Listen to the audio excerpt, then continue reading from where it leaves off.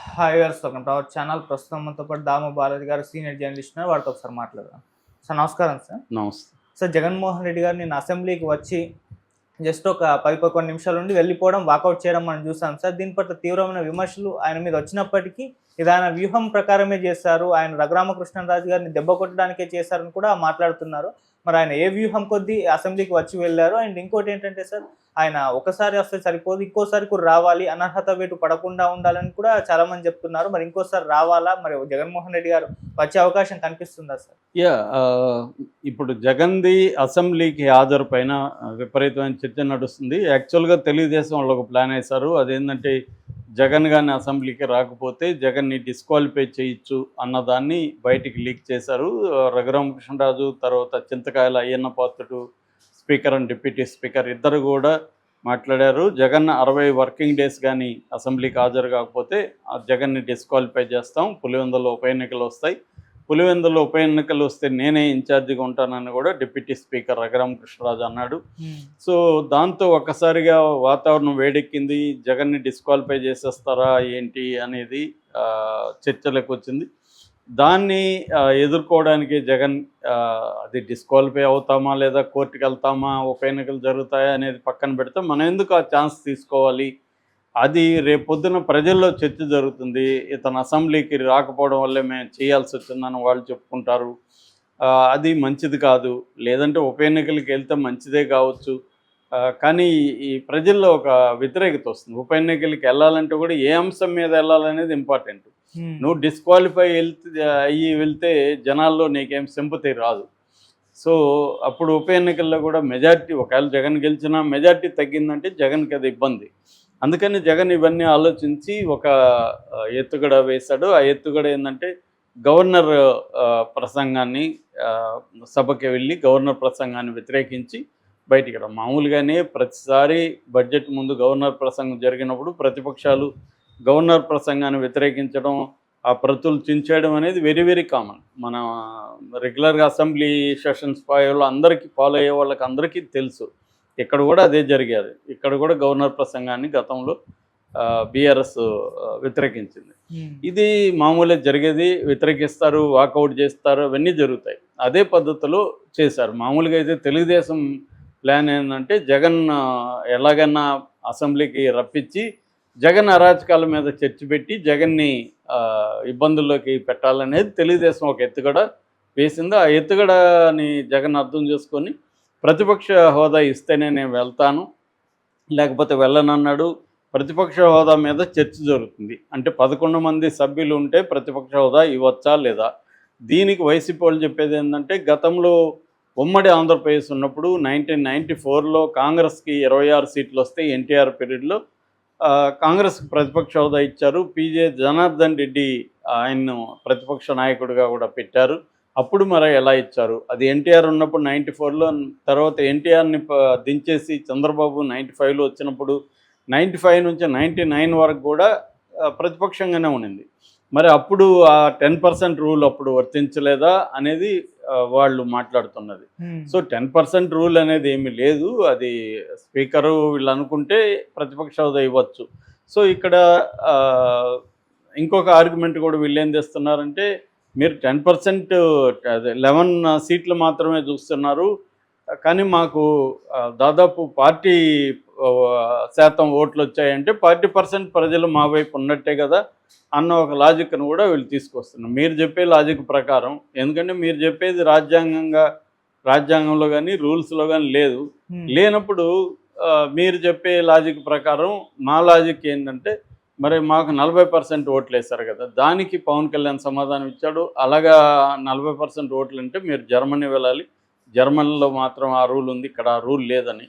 ఇక్కడ ఏ రూల్ ఉందా లేదా అనేది కోర్టు తేల్చాలి. ఎందుకంటే ఇది అందరూ కూడా గందరగోళంగా ఉంది, ఎవరి వ్యాఖ్యానాలు వాళ్ళవి. ఈ అసెంబ్లీ పవర్స్కి సంబంధించి చాలా విషయాల్లో గందరగోళం ఉంటుంది. అందుకని ప్రతిసారి ఎవరి వాదనలు వాళ్ళకి తీసుకొస్తుంటారు. ఎందుకంటే ఇవన్నీ ఇండియాలో మామూలుగానే చట్టాలన్నీ కూడా ఇంటర్ప్రిటేషన్కి ఆస్కారం ఉండే వ్యవహారం ఎక్కువ ఉంటుంది. ఇంకా అసెంబ్లీలో అయితే చాలాసార్లు ఇదే గొడవ. వాళ్ళు ఒకటి చెప్తారు, వీళ్ళు ఒకటి చెప్తుంటారు, పైన స్పీకర్ ఒకటి తీసుకుంటారు. ఇప్పుడు మామూలుగా అయితే ప్రజాప్రాతినిధ్య చట్ట ప్రకారం ఒక పార్టీ వాళ్ళు ఇంకో పార్టీలోకి వెళ్ళి పోటీ చేయకూడదు. కానీ స్పీకర్ వాళ్ళ మీద చర్య తీసుకోడు. తీసుకోకుండా పోస్ట్‌పోన్ చేస్తుంటాడు. అందుకనే కదా సుప్రీంకోర్టు మొన్న స్పీకర్‌ని సీరియస్‌గా ఇక్కడ తీసుకునింది తెలంగాణలో. మీరు ఎంతకాలం పోస్ట్‌పోన్ చేస్తారు? ఆల్రెడీ 10 మంత్స్ అయిపోయింది. మీకు ఎంత టైం సరైన సమయం కావాలంటే సరైన సమయాన్ని అంటే ఎంత అని కోర్టు సీరియస్‌గానే అడ్వకేట్‌లని ప్రశ్నించింది సుప్రీంకోర్టులో. సో, అసెంబ్లీకి సంబంధించి కన్‌ఫ్యూజన్ అయితే ఉంది. సో, ఇక్కడ ఆ రూల్స్ అవి పక్కన పెడితే జగన్ వ్యూహం ఏంటి? తెలుగుదేశం వ్యూహం ఏంటి? అనేది మాట్లాడుకుంటే జగన్ పొలిటికల్ వ్యూహం ఏమందంటే మనం అసెంబ్లీకి వెళ్ళాలంటే ప్రతిపక్ష హోదా గట్టిగా డిమాండ్ చేయాలి. ప్రతిపక్ష హోదా ఉంటే మనకి అధికార పక్షం తర్వాత ప్రతిపక్షానికి ఎక్కువ టైం ఇవ్వాలి కాబట్టి ఎక్కువ టైం ఇస్తారు. మనం ప్రజా సమస్యల మీద మాట్లాడొచ్చు అనేది అతను చెప్తున్న మాట. మేము అందుకనే అడుగుతున్నాం తప్ప నా కోసం కాదు, ప్రజల కోసం ప్రజల సమస్యల్ని తీర్చాలంటే అడగాలి. ఇప్పుడు ఎందుకంటే ప్రతిపక్షంగా ఉండేది వైసీపీనే కదా, ఇంకెవరు ఉన్నారు? ప్రతిపక్ష పార్టీ అనేది లేదు. మేము 10 మంది ఉన్నామా 5 మంది ఉన్నామా పక్కన పెడితే ప్రతిపక్షం అంటే మేమే కదా. మాకు ఇస్తే తప్పేముంది? మేము ప్రజల సమస్యలు మాట్లాడడానికే కదా అడుగుతున్నాము అనేది. ఇప్పుడు తెలుగుదేశం వైపు నుంచి చూస్తే తెలుగుదేశం వాళ్ళు ఇవ్వచ్చు కదా, ఎందుకు ఇవ్వట్లేదు? ఇస్తే పోయేదేముంది? ప్రజల కోసం అతను మాట్లాడుతున్నప్పుడు ప్రతిపక్ష హోదా ఇవ్వచ్చు కదా అనేది తెలుగుదేశానికి కూడా ఎదురయ్యే ప్రశ్న. సో, దానికి తెలుగుదేశం వాళ్ళు అంటే మేమెందుకు ఇవ్వాలి? అతను ప్రజలు ఇవ్వనప్పుడు మమ్మల్ని ఇవ్వమని అడగడంలో అర్థం లేదు. ప్రజలు ఇచ్చుంటే 10% సీట్లు ఇచ్చుంటే మేము ఇచ్చుంటాం. ప్రజలు ఇచ్చినప్పుడు మమ్మల్ని అడగకూడదు మీరు అనేది వీళ్ళకి. అయితే జగన్ ఎందుకు భయపడుతున్నాడు అసెంబ్లీకి వెళ్ళడానికి? మామూలుగా అతనికి ఏ టైం ఇస్తారనేది పక్కన పెడితే ఒక ఎమ్మెల్యేగా ఎందుకు గెలిపించారు? అసెంబ్లీకి వెళ్ళమని కూడా ఉంటుంది కదా దాంట్లో.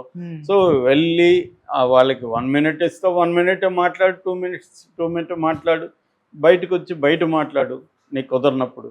అసలు నేను వెళ్ళను అన్న ఆర్గ్యుమెంట్ కరెక్ట్ కాదనేది జగన్ మీద తీవ్ర విమర్శ వస్తుంది. కానీ జగన్ దాన్ని పట్టించుకోవట్లేదు. గతంలో చంద్రబాబు వెళ్ళిపోలేదా, ఇక్కడ కేసీఆర్ ఇప్పటి వరకు రాలేదు, ఇలాంటి వాదనలు వినిపిస్తున్నారు.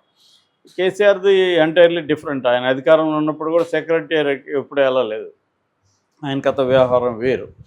దాని ఫలితం కూడా ఆయన అనుభవించాడు. సో, ఇప్పుడు జగన్ ఎందుకు వెళ్ళడంటే జగన్ అవమానిస్తారు వాళ్ళు. ఎందుకంటే గతంలో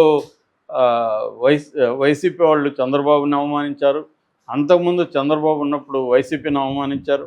కాబట్టి ఇప్పుడు మళ్ళీ చంద్రబాబు ప్రభుత్వం వైసీపీని జగన్ బ్యాచ్ని అవమానిస్తారు తీవ్రంగా. పైగా ఇద్దరు స్పీకర్లు తనని బూతులు మాట్లాడిన వాళ్ళే ఇద్దరు. అందులో రఘురామకృష్ణరాజుని అధ్యక్షానికి పిలవాలంటే ఇంకా ఇబ్బంది. సో, రఘురామకృష్ణరాజు రెడీగా ఉంటాడు ఏ సమయం వచ్చినా తను జగన్ మీద సెటర్లు వేయడానికి, జగన్ ఆడుకోవడానికి. సో, ఈ కాంటెక్స్లో మనం వెళ్ళడం కరెక్ట్ కాదనేది జగన్కు ఉంది. కానీ ఇక్కడ ప్రజల కేంద్రంగా ఇద్దరు కూడా ఆలోచించట్లేదు. పీపుల్ సెంట్రిక్ పాలిటిక్స్ అనేవి లేవు అసలు. సో, ఇద్దరు కూడా జగన్ కూడా ఏమో మన అవమానాలు అయితే ఏమవుతుంది, మన వ్యక్తిగత ఇంపార్టెంట్ కాదు, నేను ఆ పదవి కుర్చీకి ఇంపార్టెన్స్ ఇస్తా కానీ అక్కడ రఘురామ్ ఉన్నాడా ఇంకొకరు ఉన్నాడా నాకు అనవసరం, నాకు ప్రజల సమస్యలు ఇంపార్టెంటు అన్న సీరియస్ దీన్ని జగన్ తీసుకెళ్ళాలి మామూలుగా అయితే. అది తీసుకెళ్తే జగన్కి కూడా సింపతి వస్తుంది, జగన్కి కూడా ఇంపార్టెన్స్ పెరుగుతుంది. కానీ అతను భయపడుతున్నట్టయితే కనబడుతుంది రఘురామకృష్ణరాజుకి, స్పీకర్కి. ఎందుకంటే ఇద్దరు స్పీకర్ కూడా మామూలుగా తిట్లు కాదు. జగన్ అలా తిట్టేవాడు గతంలో, సీఎంగా ఉన్నప్పుడే అలా తిట్టాడంటే ఇప్పుడు ప్రతిపక్షంలో ఉన్నాడు, స్పీకర్ స్థానంలో ఉండి తిట్టకపోవచ్చు. కానీ జగన్ని ఎలా ఆడుకోవాలో వాళ్ళకి తెలుసు. కాబట్టి ఒకవేళ ఆడుకుంటే ఆడుకొని అది ప్రజల్లోకి తీసుకెళ్దాం అనేది జగన్కు ఉండాలి. అది జగన్కి లోపించింది.